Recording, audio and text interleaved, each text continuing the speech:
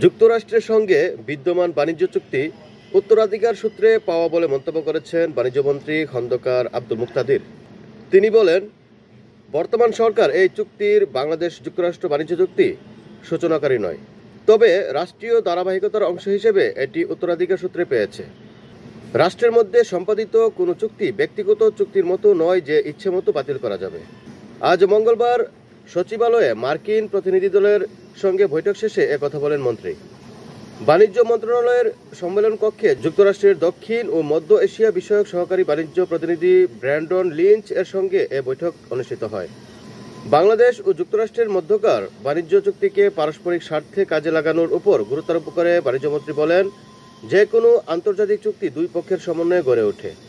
এতে উভয় পক্ষের স্বার্থের বিষয়গুলো বিবেচনায় রেখেই একটি উইন উইন পরিস্থিতি তৈরি করা হয়। কাজেই এই চুক্তি নিয়ে অযথা উদ্বেগের কিছু নেই।